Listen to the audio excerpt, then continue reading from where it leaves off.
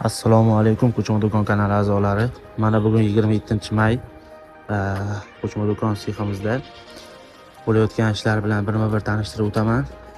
Bu yerdagi do'konimiz 8 ga 3 razmerda karkas qismi qurib tayyorlanyapti. Nasib bo'lsa buni ham ertaga video qilib qo'yamiz.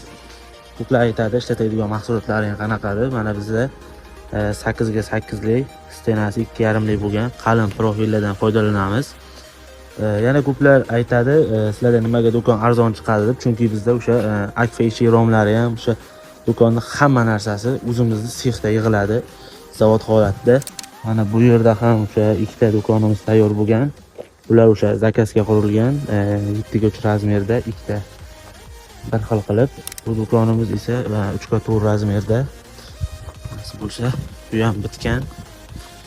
Ishlari bilan sizlarni tanishtiraman. Ichini ko'rishlaringiz mumkin. Devorlarimiz MDF, o'sha hid chiqarmaydi, issiqda ham o'zgarmaydi. Nasib bo'lsa, mana qalini hech qanaqa o'sha zarbaga ham, udarga ham teshilmaydi. Bemalol konditsioner ostida ham bo'ladi bunga. Polimiz ham MDF, bunga ham javob, suv teksa ham, nam teksa ham ishmaydi. Polni laminatsiya bo'lgan ustki qismlari. Mana buni polkalari bilan qilib berganmiz. Bonus tariqasida. Polkalari ham mana temirdan, polni taglari ham mustahkam, bemalol og'ir yuklarni ham ko'taradi. Tomi plastik. Tomiga 2 qavat uteplit bo'lgan, bir qavat pena, bir qavat stiklovata. Bu o'sha sovuq, issiqqa chidamli, yozda salqin, qishda issiq ushlab beradi.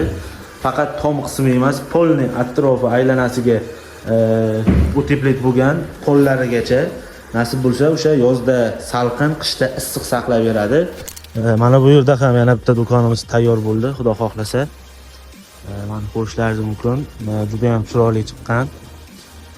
Bunaqa polovoy svetga antrazit, mokriy svetni aralashtirib, kombinatsiya qilib terib berilgan. Mana yon tomonida ham derazasi bor. Nasib bo'lsa, buni eshigini ichkariga ochiladigan qildik.